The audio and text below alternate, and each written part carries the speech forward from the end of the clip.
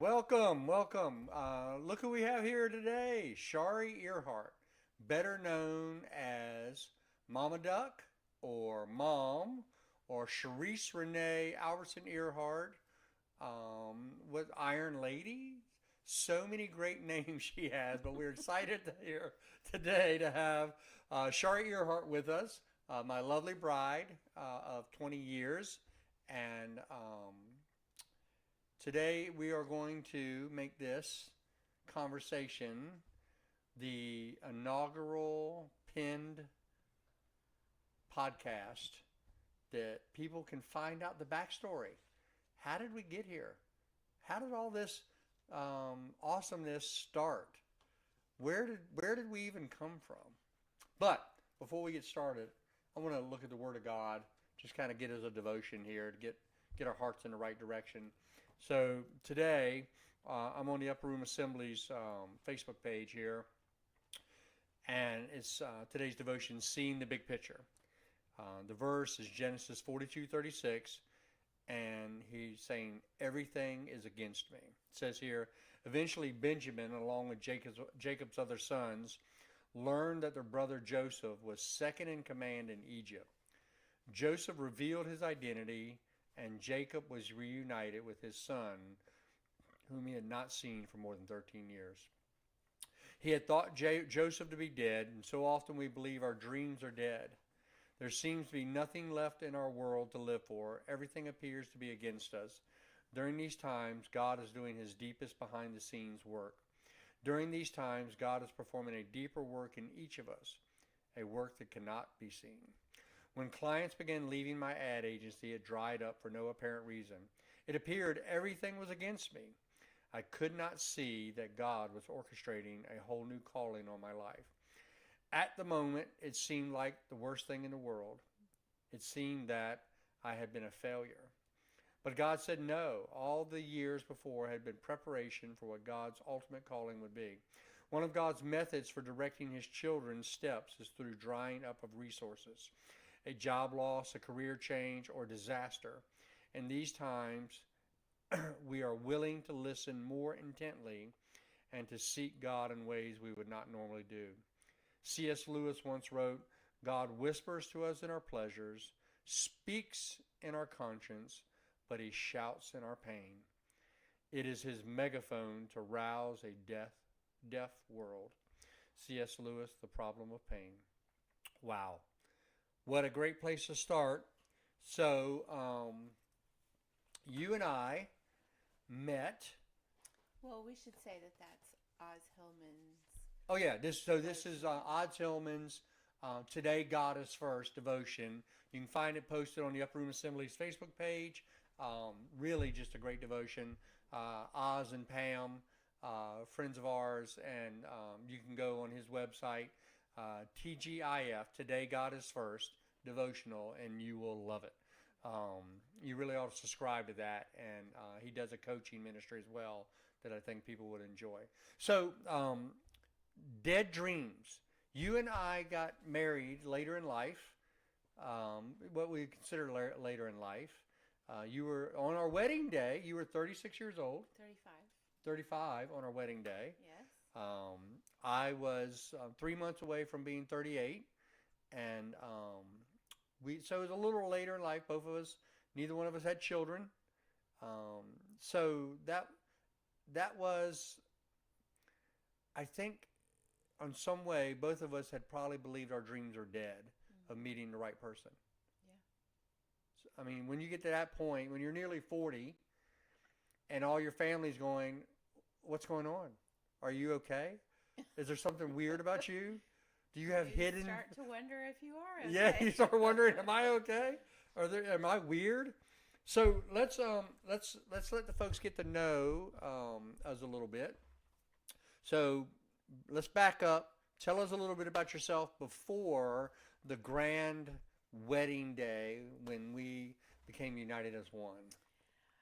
Okay, so I grew up after being born in California. I grew up in Dallas, What, and Pasadena, California? yeah, Yeah, Pasadena. um, and went to a Christian school. Christian college. Went to all the church camps and Bible quizzing. So obviously your family were Christians. Yes, Okay. we were Christians and very involved at church. So much so that I would meet people in my part-time jobs as a teenager, and they would say, "Is your dad a pastor? You're always at church." And he wasn't, but we were always at church. You say we. How many siblings? Well, how big was your family? An older brother and 2 younger sisters. So there are 4 kids. So would you be considered a true middle child, or? I'm the oldest girl. Yeah, so kind of not a So, middle Not child. really a middle child. You probably learned to be a little bossy of the little sisters. My sisters would say yes. Probably when Heather watches this, she's going to say yes. Amen. Okay. All right. So 4 children in your family. Mom and dad really, really committed to their church life, to the Lord, and so you guys were when the church opened, the church closed, Christian school, Christian college. We opened the You opened the church, closed turned the the heaters church for a on, lot of years. closed it, turned the lights Yes. out. Christian Yes. summer camp. Yeah. So your extracurricular activities was Bible quizzing, so Christian extracurricular activity. So, wow. So that's as homogenous. Some people would say sheltered existence growing up as you could get. Yeah. So what? Looking back now, give us a little description of your childhood. What you think? What do you think about it now, looking back those growing up years? We were busy and happy and really had no troubled times. Finances were usually tight, but it was not, we never went without. Right. Right. And we had fun. We Yeah. had So lots of fun. though your dad was not, he was not labor class. He was an IT guy. So he was, Yeah. but so you guys would have been probably lower middle class I don't know. economically. I don't know how we would be described. Yeah. Middle class. Middle class. Yeah. Yeah. Yeah. He- So you were he able to was take vacations and Yeah. yeah. So that's kind of sometimes. there's some indicators of Sometimes. are you middle class, and one of them is because your family take vacations. Yeah, Right. our vacations were every now and then to see grandparents that were far away. It's like Colorado and Uh, California. Yeah. Yeah. So we didn't take a lot of vacations, but Mm-hmm. we did some. Our vacations were summer camp, Yeah. church camp. Church camp. That was vacation. Because a couple of years my dad was the director of the children's camp, Oh, really? Yeah. Okay. and my mom was a counselor. Oh, so you couldn't. So we did. You didn't really go That's away what to we camp. did. Your family went together. Yeah, Yeah. Okay. Yeah. Neat. So, it makes me think of listening to you. That makes me think of how many people that we know do this kind of deconstruction regression thing of their childhood Yeah. and blame their parents for all this garbage and blah blah blah. So my childhood is the exact opposite of yours. Yes. Never went to church. My family went to church one time as a family. It was Easter of 74, I think, 75. One of those. And it was only because my neighbor, my best friend was a guy named Roger Williams, and his dad was a Catholic, born and raised Catholic. My dad was nominally Catholic, but had not been to church since he was like 7 or 8 years old. And Roger's parents kind of, I don't know to say shame, they invited us to church, but he didn't let up on my dad. So we went as a family this one time. We have a picture somewhere of us out in the front yard getting pictures in our church clothes. So it's like 74, 75. So I've got this little polyester suit on with a big collar on. I'm like I think 8 your years pants old. Are red. Huh? I think your pants are red. The pants are red. Yeah. And my dad's got he's got this like brown suit on with this kind of paisley tie. and it's got these big giant collars and all. Anyway, so that was our only church experience, and so I think most children, because I was probably just as happy as a kid as you were, until you get until children get in their teenage years, we'll say. So you hit your teenage years. It doesn't seem to matter if you're poor or rich. It doesn't seem to matter if you're in a single wide trailer or, in your case, you're in a several thousand square foot home in North Dallas.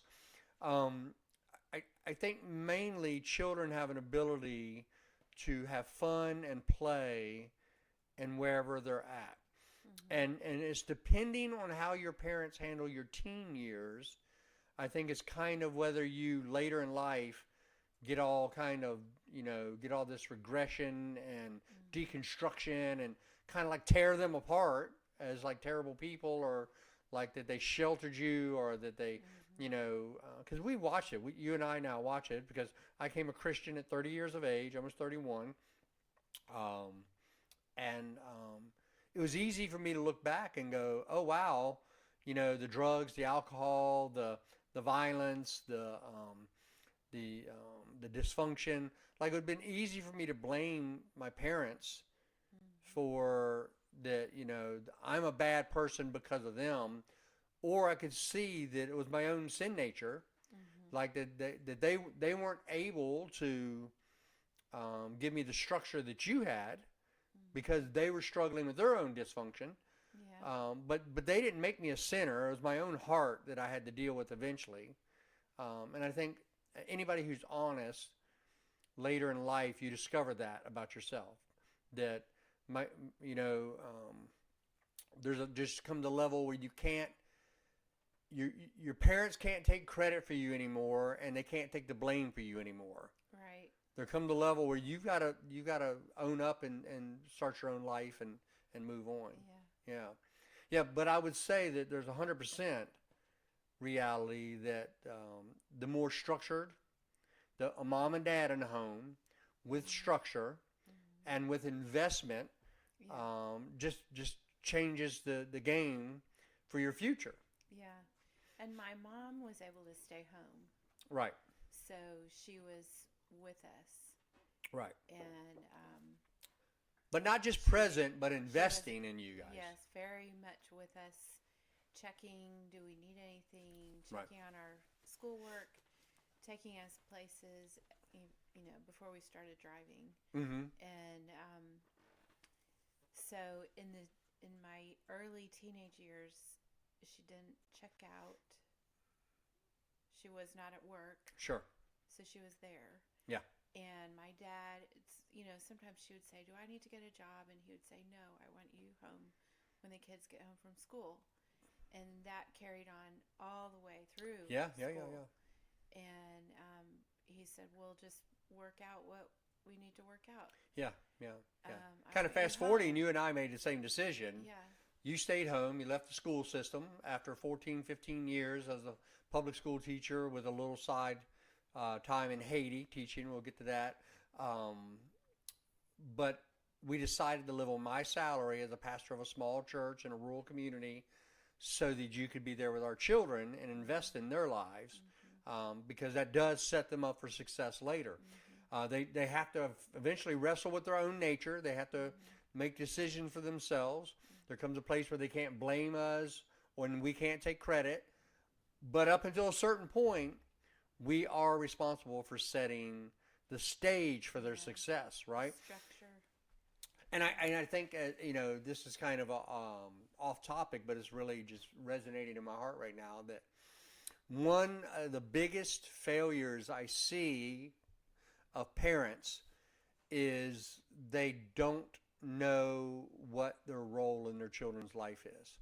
So like with my parents, so if there was any failure, mainly what it was, that when parents are still so immature in their own life, they've not matured to a level that they're able to handle their own interpersonal relationships with other people. They're dealing with their own drama or addiction. what happens is your children are almost like an accessory. They're like a handbag that you just carry around with you, but you're not really focused on them. You're not focused on their development. You're not focused on their stages of life. You're not focused on what they need to grow and mature. You're just really carrying them through life. You feed, clothe, and shelter them. Yeah. And you think that's good enough. I've done enough as a parent. Yeah. I've got them food, clothing, and shelter. But really, they're more of an accoutrement that you drag around while you're still dealing with your own drama life, right? Because you've not matured enough. And so you and I, in all these years of pastoring people, I think that's the number one thing I see is that people are not able to shut off once they have children. They're not able to say to themselves, whoa, whatever I thought my life was before is done, because I have this new role called parent. I have this new role called mom, called dad. And that role supersedes every other role, because I am now responsible for the development of this other human being and launching them successfully into the world as a good person, as a productive citizen, as a person of faith and character, right? Now again, once there comes a time when they can't blame you and you can't take credit. Right. But up until that point, that is your role. It's our job to set for them what is normal. Yeah. And whatever we do will be normal. Yeah. So if we're in drama and we're, whatever, that's normal Sure. to kids. Right. But if we live in peace and the home is tidy and organized, that's normal. Yes. Yeah. Whatever they grow up in will be Sure. Yeah. normal. And so we have to think, kind of step back from how we live and say, what normal am I setting Yeah. for them? Yeah. Well, and of course we have 6 children: Mitch, Mandy, Michael, Missy, Miles, and Matthew, the M&M crew. So there, and then there's this whole other part where God creates us with certain personality types, right? So in our case, with 6, they're processing our normal, the Earhart family normal, through their personality. Yeah. Right? So we have set a normal that's just our normal, right? The way we structure things, the way we worship together, the way we discuss life, the way we handle discipline, schooling, on and on and on and on. That's our normal. But each of them then have to process that through how God's created them and their personality type and who they are, right? And so we kind of get to look back now as they're getting older and see how they're processing the Earhart family normal. Yep. Yeah. And I won't point any fingers. I'll say we both do this to some degree. This is not there is a danger of then trying to create your children to be automatons, where you want them all to respond to your normal the same way. And they can't, because God's made them with different personality types. Yeah. Right? Yeah. All right, so very sheltered, homogenous life. So did you ever drink or smoke, or like did you ever experiment with anything as a teenager? Was there No. anything that you're giggling? Why? Well, I have some friends who in their 20s did. Okay. They grew up the same as I did, and in their 20s and early 30s, they said, I'm going to try everything, and with varied results Yes. of that. Yeah. Experimentation can go wrong. Every time I say to somebody I didn't do anything when I was a teenager, they're like, what? That's not true. Right. It's true. Yeah. One time, a girl that I worked with at a sandwich shop had put a wine cooler inside one of the... Any of y'all remember the Styrofoam 80s and the age of the wine cooler? Anyway. Yeah. So she had the bottle inside a big styrofoam cup, so that if the manager walked in Yeah. It was just the two of us working. She was the crew leader, and so the manager was not likely to come because it was later in the evening. But if she got caught, it would look like she had a drink, Right. a sandwich shop drink. Um, and I said, "What's in there?" And or she had the lid off or whatever. And she said, "Have you ever had this?" And I said, "No." She said, "Oh, do you want to try some?" And I was thinking, "Oh, this is my big temptation." Um, well, no, I don't want any. So I can't remember if I had a drink or not. I don't think I did. Hmm. Um, but in my mind, it was more because she had already drank out of it, and I didn't want her germs. um, but I didn't. Yeah. I didn't have any drinks or smoke anything. Okay. Yeah. That's it. Yeah. So when I became a Christian, I, for the first time in my life, became aware of the fact that there was families that didn't use profanity in their home. Yeah. I had never been in a home or a family that didn't cuss at each other and yell at each other. Right? I'd never seen that. So I did not believe it existed until I became a Christian. So we had conflict, and we would yell. Yeah. But then that, we would work through it, and there was no cussing Right. at our house. Right. Yeah. And we don't use profanity in our home. Yeah. And so, if our children decide later in life that they want to use that kind of language, it wasn't because they heard it in the home, because we don't use it. Yeah. When we get angry at each other and we have conflict, we still try to use, in our emotion, we try to use language that's expressing what we're angry about, Yes. right? That's another thing my parents did very well. And they even said why they were doing it as we got older. Right. They did not say, "You're always just," Yeah. and "You're just a," Yeah. and "You're always." They would say, "You need to," Right. or "You should." This is what you're doing, and you It's- need to stop doing this Yeah. activity. Never labeled Right. onto us. Right. Yeah. And Well, I that's appreciate maturity. that. Yeah, I appreciate Yeah. that. But that's so they understood their job as parents, and you weren't an accoutrement. So that's what I'm saying. That language that treats the child like, when I, as a pastor, you know how I am with this. I'm more of a John the Baptist than I am a pastor, more of a prophetic voice, and so I will say things to people that are not the most gentle sometimes, because it's true and needs to be said in our church. And I was watching this man one day. He has these 4 beautiful children that are young and talented and just a blessing. And he loves his children. But I was watching him use the tactics that he was raised with, that his parents used on him, right? And he began to berate one of his children in the lobby of the church one day in a way that I sat there watching him, and I thought, oh, he doesn't even hear himself. Yeah. He does not understand the words he's using right now. The words he's using are not conveying at all what he thinks he's conveying. Right. Right?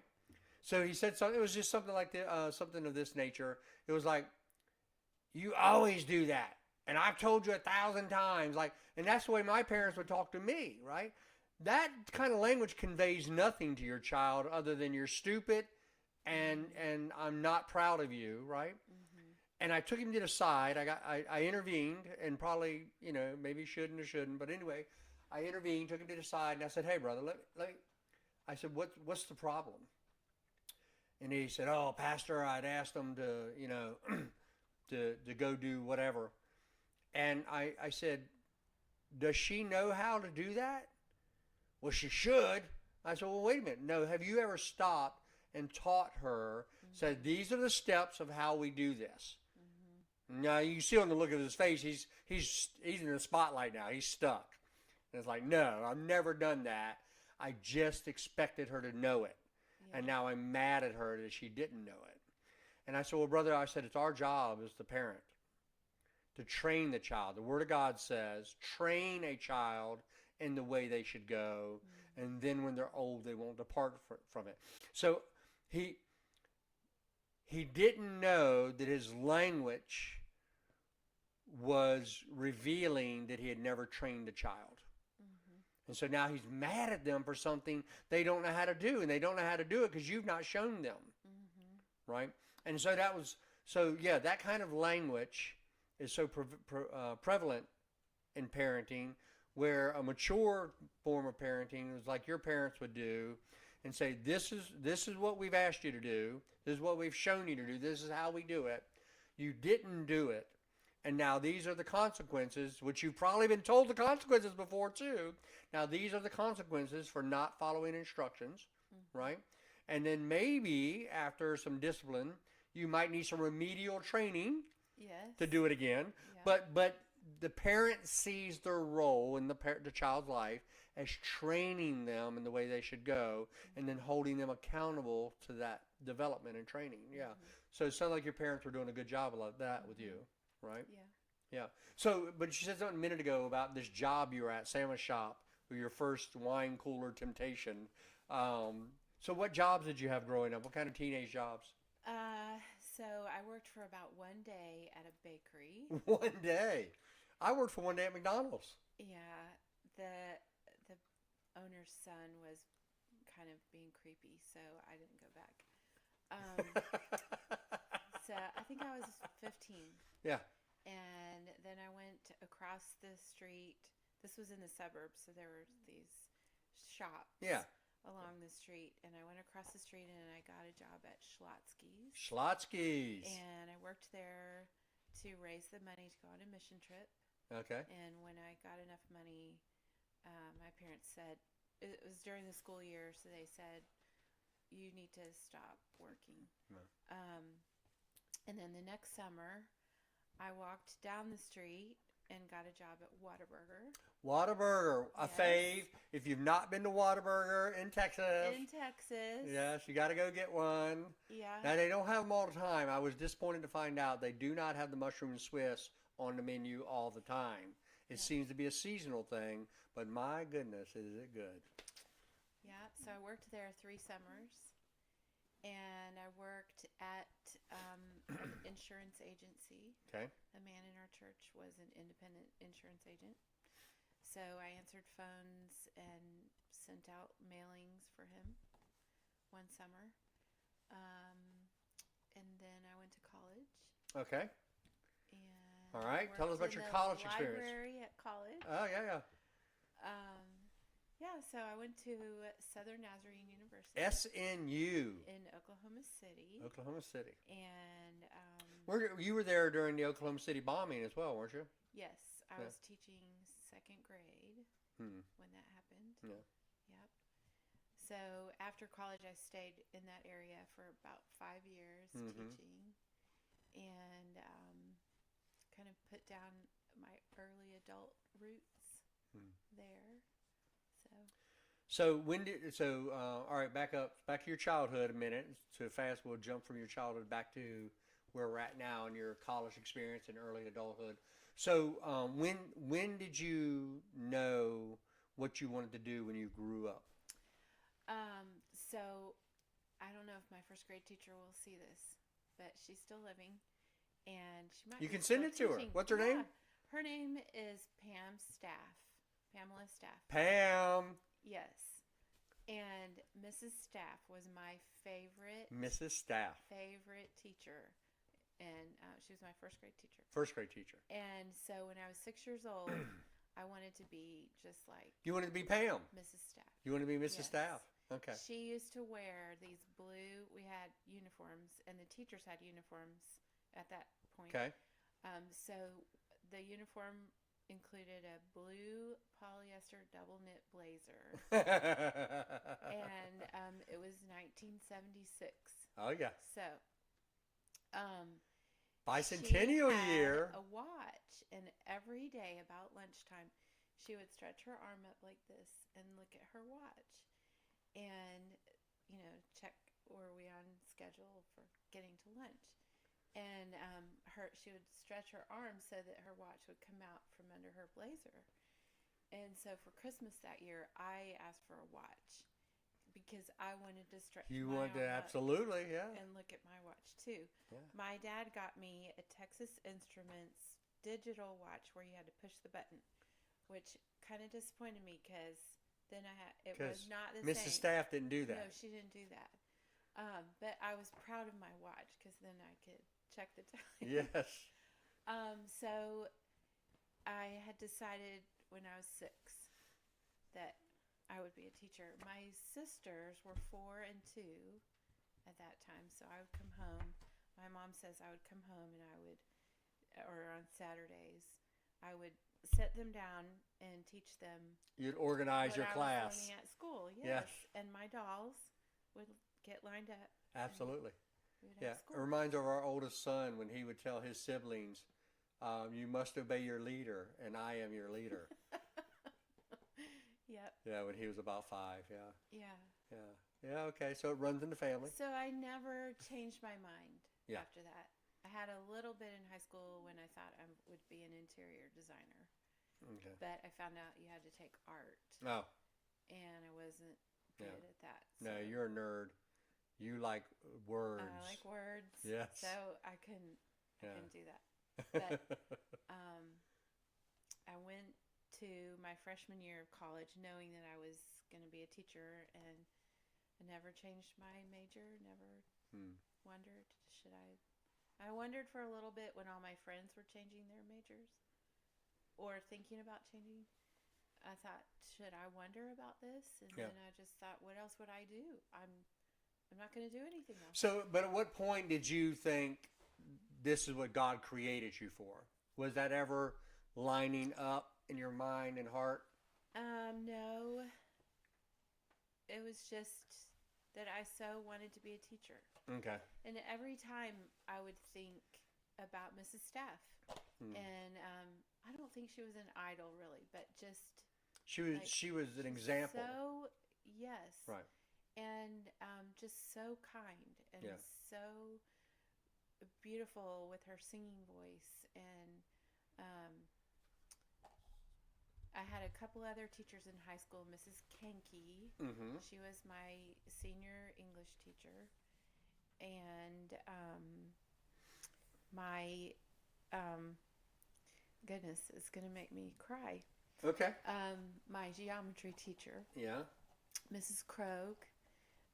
So I had some teachers that I loved, and I wanted to pass on Yeah. to other kids that same loving gift of teaching. Right. Right. Wow. So, yeah, we'll definitely have to send this to Mrs. Staff. Yeah. Yeah. We'll send this episode to her. Very cool. All right. So, 6 years old, going to be a teacher. You get to SNU. Like, nope, I'm going to be a teacher. And then you finish SNU, get your 4 years done. You continue to your master's, correct? Were you teaching and doing the master's, or did you just stay Yes. full-time in the master's? So I didn't get a full-time job that summer. I was interviewing some different places.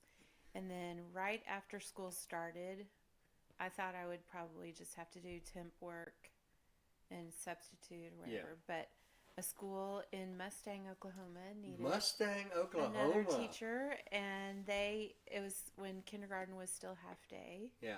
So they needed one more half-day class. So I was offered that job. And then it was half of everything, half of the salary, half of the insurance, Right. half of everything. So I wasn't paid very much. I think I was paid $700 a month Yeah. for for half of a low salary already. Right. So I was also offered a graduate assistantship at SNU, and I was able to start my master's. Cool. And then the second year of teaching, they offered me a full-time job teaching second grade. But I continued on and finished my master's after that. So, in a situation like that, when you don't really stop your education, you go right from undergrad to your master's program, How long does a master's take for you like that? It took me 3 years with one semester when I didn't have any classes. Okay. So I was 25 when I finished. Right. Yeah. And Is that kind of normal? Is that a normal time frame? I think so. Yeah. Yeah. So from 5 years old to 25, I was a student. Yes. From 5 to 25, a student. Yeah. But now you are trained and ready. You already had your first little job as a teacher. So what happened? What did your teaching career look like from there? So I taught in Mustang for 5 years. I love that name of a town. Mustang, That, like, Oklahoma. if you're in Oklahoma, Yeah. you should live in a town called Mustang. Doesn't that just Yes. sound so Oklahoma? It was so typically Oklahoma. And so I had grown up in North Dallas, Mm-hmm. which is high end everything. Yes. Yeah. Mustang, Oklahoma is not low end everything. It's not the opposite, Right. but it's very country Yeah. Rural. and kind of rural. It's a bedroom community for Oklahoma City. Okay. But didn't you tell? So you was- told me one time. it was very southern. Well, you told me this story about. I might be mixing this up, so you're gonna have to help me out here. So I don't remember if it was to Kansas. We'll get to your teaching in Kansas City there, but I think it was in Mustang that like the kids had to do like a Sooner kind of display. In Oklahoma, the fourth graders study Oklahoma history. Okay. And so every year around the anniversary of the Oklahoma statehood, I think it's April 21st. I'm not sure. But they would do a land run on Yeah. the playground. Okay. And so the fourth graders were dressed up. All the other kids could come out and watch. And they had their wagon, like little red wagons. And the parents would make like A covered wagon type. covered wagon Yeah, thing. yeah. They would put their lunches in there, and they had hammers and ropes and stakes in their wagon. And somebody would shoot a gun, like a pop gun or something, and they would run across the field on the playground And stake and out their stake little out territory. their territory, and they were divided into little groups, Yeah. like families. Uh-huh. And so they would put their ropes out and stake out their claim, and then they would sit down and eat lunch. Yeah.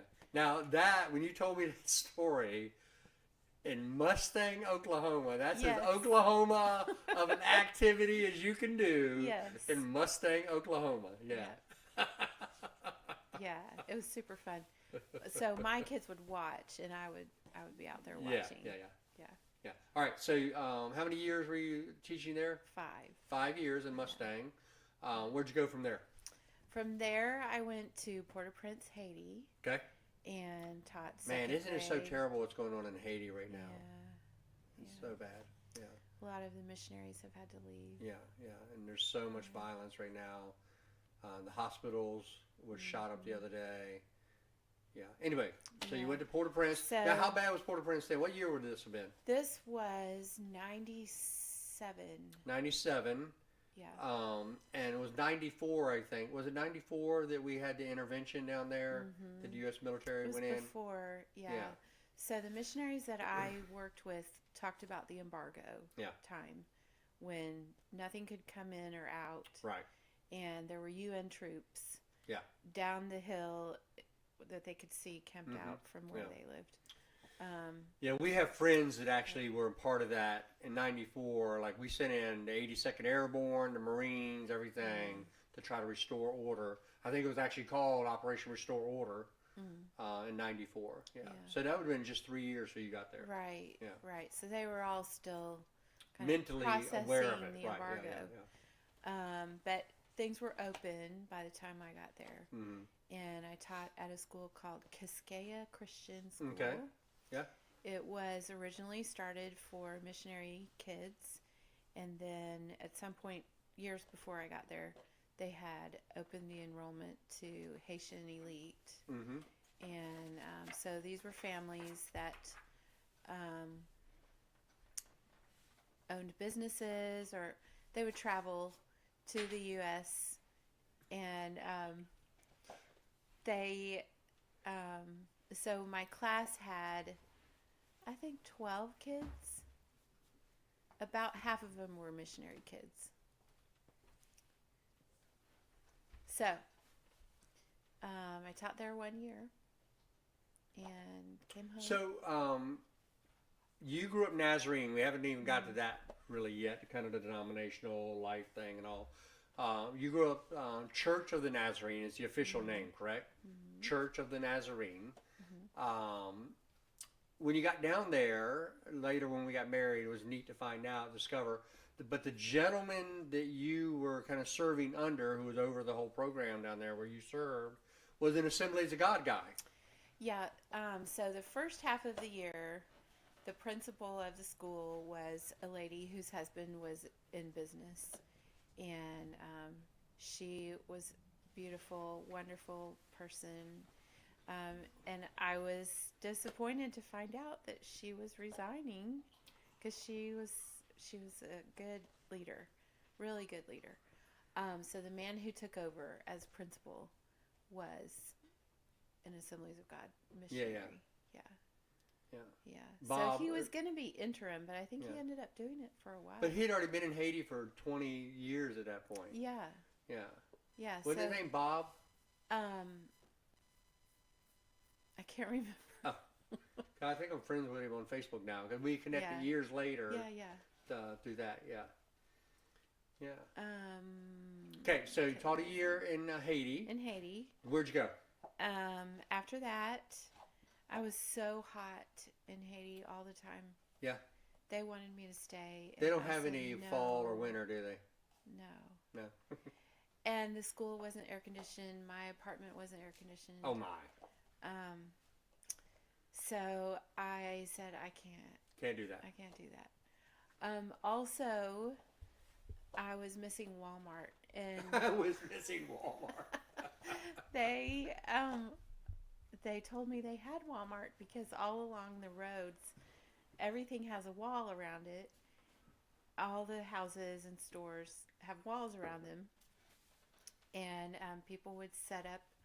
They would hang clothing and set up little tables. Little shops, they said, we have Walmart. Yeah. Right? It's right here. Right. But anyway, I was just missing. So they would have like a these bizarre things about style of. Well, somebody would just say, here's a good spot, and Right. they would set up Along the road. a shop. Yeah. And then I guess they would put it all away. Entrepreneurs. Yeah. So year there, too hot, too everything. I'm heading back to the mainland. Yeah. Where'd you land at? I ended up in Olathe, Kansas. Olathe, yeah. My friend Karen said, "Come here. I'll help you find a job." She was. Where'd you know Karen from? I knew her from SNU. Oh, okay. She was when I was a senior. She was a graduate assistant, and I worked in the same department. Okay. Where she worked at SNU, and so then we had worked at Golden Bell Camp together during the summers. Golden Bell is where? Golden Bell is in Colorado. Okay. Outside of Colorado Springs. Outside Colorado Springs. Yeah. Which we visited there last May. Yes. And we're there in time for a Mother's Day snowstorm. Yes. So we had reconnected friendship at camp and had just stayed really good friends after that. So she was saying, come to Kansas City. Come here. I'll help you find a job. So that's where I landed. Now, in Kansas City, to let everybody know, Kansas City is the general headquarters of the Church of the Nazarene. So a good Nazarene girl was heading to the Mecca. As a teacher in a public school. As a teacher in a public school. Not to the headquarters. Right. But close by. Yeah. With one of their flagship churches, the headquarters, the big university was there. Yes. Yeah. So I ended up in an inner city school. Okay. In the heart of Kansas City, Kansas. So you left Haiti and then went to an inner city school. Yes. the pizza delivery people would not deliver pizza to our school for pizza parties because Oh, wow. the neighborhood was dangerous. So the neighborhood was Yeah. so dangerous that Pizza Hut and Papa John's and Yep. all would not deliver pizza there to your school. No. One day we were told, the principal came on the intercom, and I forget what the word was, but she gave the code word for locking the doors. Mm-hmm. Um, and then I don't know how she let us know, but the teachers on one side of the building were supposed to get the kids sitting on the floor and just read to them or have them do a craft down on the floor where the bookshelves would shield them, because the police were saying that somebody with a gun was in the neighborhood across the street, Mm-hmm. and they had pulled up and opened their doors, and it was like a stakeout Yeah. kind of situation across the street from the school. Mm-hmm. And we had to stay. I was on the opposite side of the hall, so I was not having to do Your that, windows but- weren't facing the danger. right. Right. But we had to all just wait until Mhm. we heard it was all clear. So kids are going to school in schools like that. Yeah. Teachers are going to work. Yeah. In places like that. Yeah, well, we know in Baltimore and many other cities that just deal with that all the time. Chicago, right? Even little Uvalde a couple of years ago. Yeah. you know. So it wasn't a school shooting, and nobody. No, it's just a ended up crime in the shooting. neighborhood, It was right? just crime yeah, in the yeah. neighborhood. Which is a different animal Yeah. from someone targeting a school, Right. which is usually someone mentally ill Yeah. or has some kind of political, ideological axe to Right. grind. So these events are happening all the time. Yeah, And they're so- not on the news. Now, the crime in the neighborhood is just you're in a bad neighborhood. Yeah. And so the crime is going on all the time. The drug dealing, the shootings, the Yeah. prostitution is right outside your door, and there's nothing Yeah. you can do about it. It is the norm. Mm-hmm. Right. Yeah. The Yeah. kids would come. I was teaching first grade at that time. The kids would come to school tired, and they would say, "I didn't sleep last night. There was too much shooting. It kept me awake." So, and I'm gonna have to just segue for a minute off this because this is one of the big,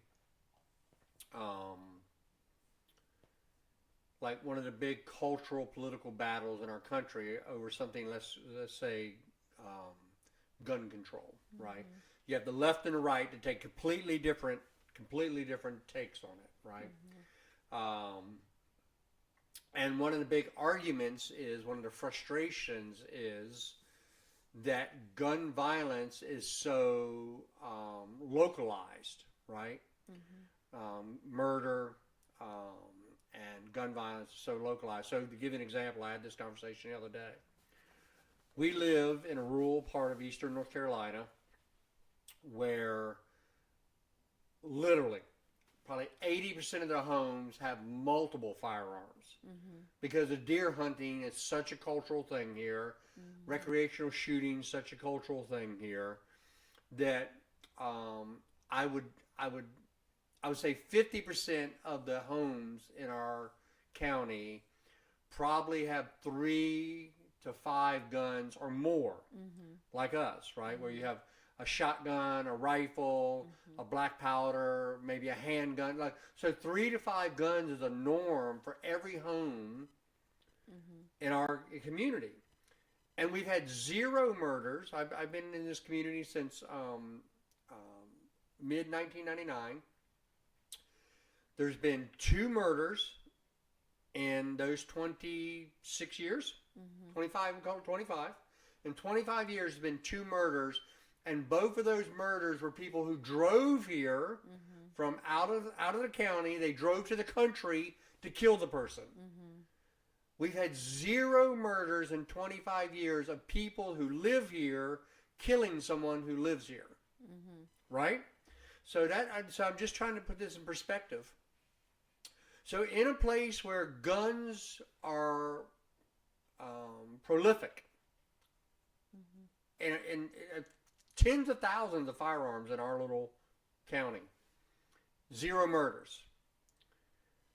So when people advocate for certain gun control, one of the angers is that they won't actually deal with the crime in the communities where the murders Right. take place. Right.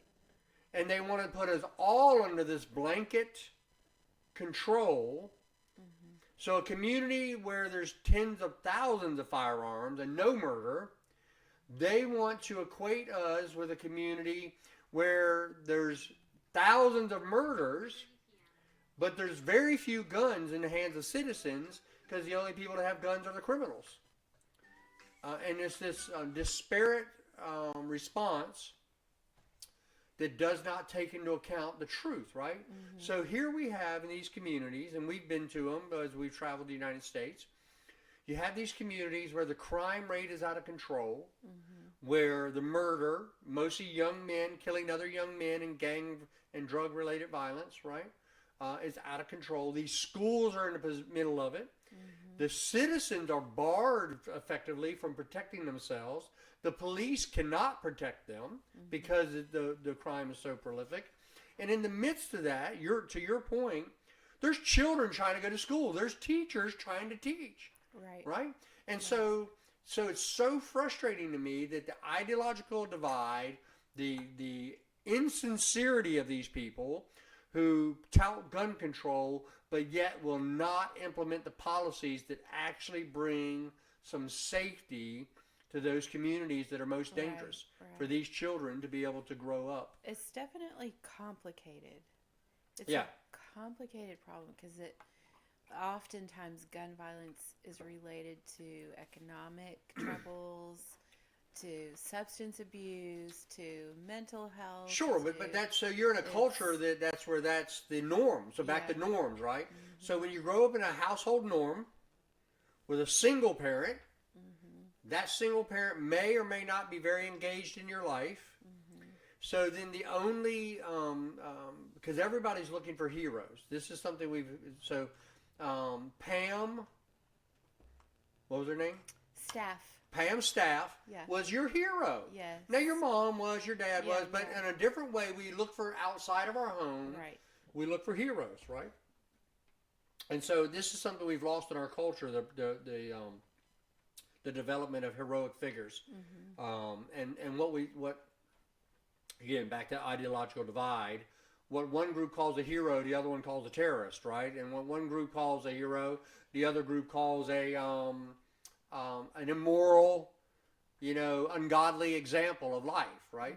So we're so divided on what a hero is that as a society we don't have any heroes, right? But anyway, but people are going to look for heroes. They're going to look for people to emulate. And if you're a young man growing up in a community where your home is dysfunctional and a single parent, the heroes for a young man are sports stars. They're military figures. They're superheroes. But on a real level, they're the men that command the most respect. Right. And the men who get the most women. You can't discount that. The man who's able to get the trophy wife, the man who's breedable, let's just kind of get this on a really low level, the guy that can get the woman that's the best looking kind of thing. Every young man begins to try to emulate that. And too often in these communities we're talking about, those men that they're emulating, the heroes effectively, right? The archetype of a Christ figure, right? Is the hero, the Lord, the whatever, is usually the most violent and the most evil people in the community.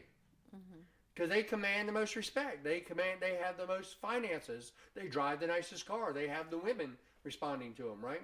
Even if the women are prostitutes who they're putting on the streets. And so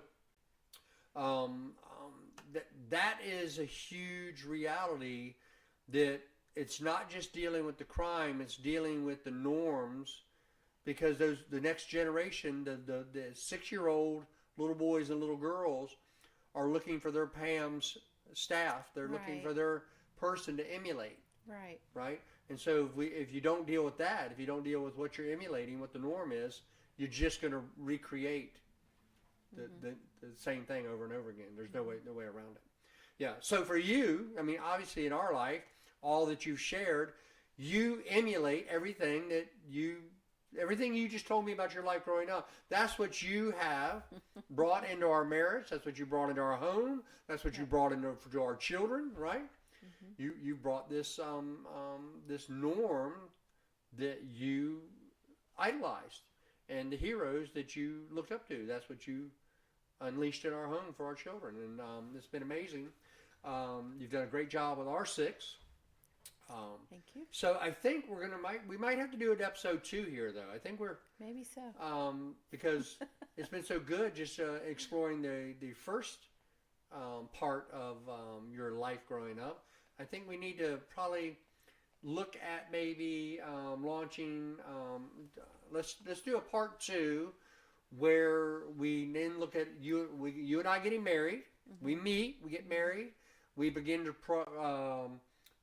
propagate children. We begin to be fruitful and multiply.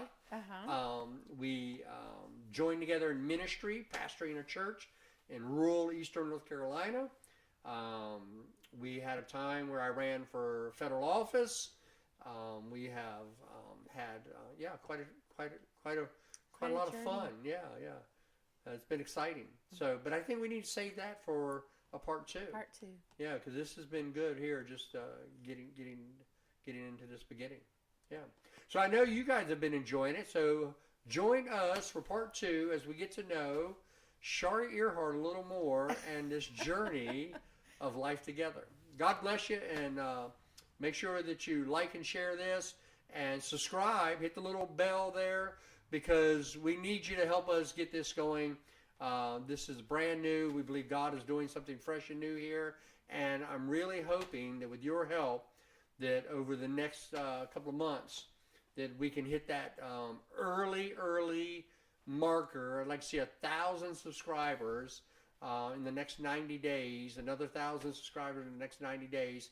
So help make it happen if you've enjoyed this, if it's ministered to you in any way. And God bless you. We love you, and we hope to see you soon.